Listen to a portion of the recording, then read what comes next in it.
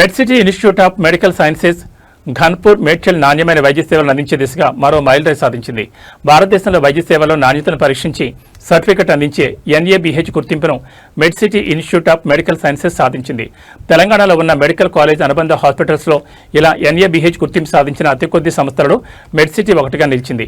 ఇలా NABH accreditation అనగా గుర్తింపుపై వివరాలను నేటి ఉదయం మెడ్సిటీ ఇన్స్టిట్యూట్ ఆఫ్ మెడికల్ సైన్సెస్లో జరిగిన విలేకరుల ప్రత్యేక సమావేశంలో సంస్థ యాజమాన్యం వెల్లడించింది. ముందుగా Anish Merchant CEO Medcity Group of Hospitals వారు మాట్లాడుతూ వైద్య సేవల్లో నాణ్యత అనేది నిరంతరం కొనసాగే ప్రక్రియ అని అన్నారు. ఈ దిశగా నేడు MedCity Institute of Medical sciences చెందిన అనుబంధ మెడ్సిటీ హాస్పిటల్కు ఎన్ఏబిహెచ్ అక్రిడేషన్ కోసం పట్టుదలతో పనిచేసి గుర్తింపు సాధించామని ప్రకటించారు. ఈ గుర్తింపు గత కొన్ని సంవత్సరాలుగా వైద్య సేవల్లో నాణ్యతను పెంపొందించడానికి సంస్థ చేస్తున్న కృషికి నిదర్శనమన్నారు. అనంతరం ప్రొఫెసర్ కె శివరామకృష్ణ ప్రెసిడెంట్ మాట్లాడుతూ మెడ్సిటీ ఇన్స్టిట్యూట్ ఆఫ్ మెడికల్ సైన్సెస్ను 1980లో స్థాపించిన నాటి నుంచి ఎన్నో అరుదైన ఘనతలను స్వంతం చేసుకుంటూ వచ్చిందన్నారు. 1993లో హైదరాబాద్ నగరంలో గుండెకు బైపాస్ శస్త్రచికిత్సలు చేయడంతో పాటు స్టెంట్ వేసే చికిత్సను అందుబాటులోకి తెచ్చింది మెడ్సిటీ హాస్పిటల్స్ అని వెల్లడించారు.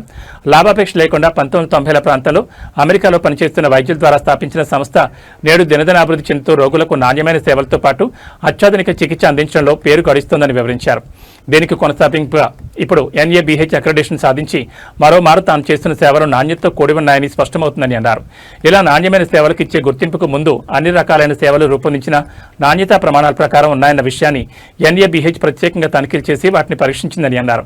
ఇలా పరీక్ష అనంతరం సాధించిన గుర్తింపు శాశ్వతం కాదని ప్రతి 2-3 ఏళ్లకు మళ్లీ తనిఖీలు చేయడం జరుగుతుందని వివరిస్తూ అంటే నాణ్యమైన సేవలను నిరంతరాయం కొనసాగించాల్సి ఉంటుందని చెప్పారు. ఈ గుర్తింపు ప్రక్రియ సాధించడం ద్వారా హాస్పిటల్ మొత్తం సిబ్బందిలో నాణ్యత పెరుగుతుందని తద్వారా అందించే సేవలు లోపం లేకుండా అందించగలుగుతామని వివరించారు.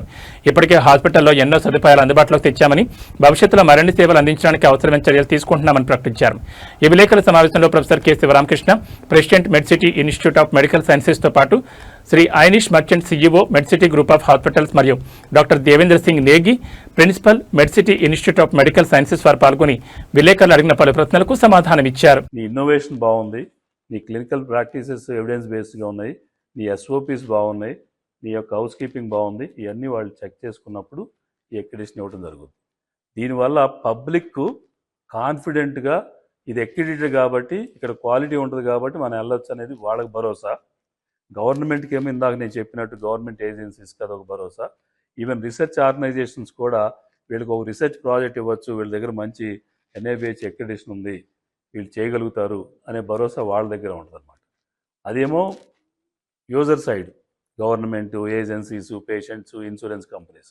మా సైడ్ మాకేంటి బెనిఫిట్, మన హాస్పిటల్కి ఏంటి బెనిఫిట్ అంటే మన వాళ్ళు కూడా ఎప్పటికప్పుడు గేరప్ అవుతూ క్వాలిటీ సైడు ఆలోచిస్తూ క్వాలిటీ కాన్షియస్నెస్ అనేది అటెండర్ దగ్గర నుంచి డాక్టరు అసలు అయితే వాళ్ళు నేషనల్ లెవెల్లో ఒక కౌన్సిల్ ఉంటుంది, ఆ కౌన్సిల్ ఇది ప్రజెంట్ చేస్తే వాళ్ళందరూ సాటిస్ఫై అయితే yes this hospital can be accredited.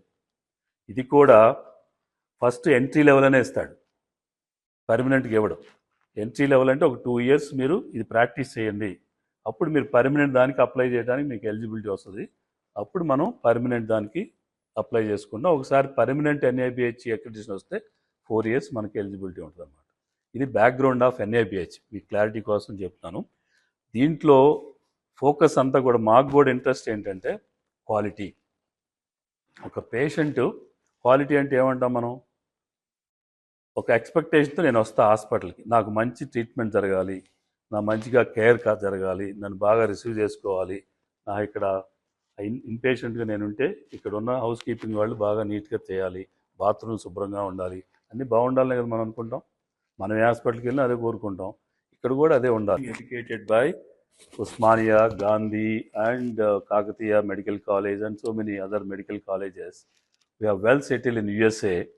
We want to give back something to our society, particularly the rural healthcare was very poor. 1980s, you can understand that. Now a little bit improvement is there.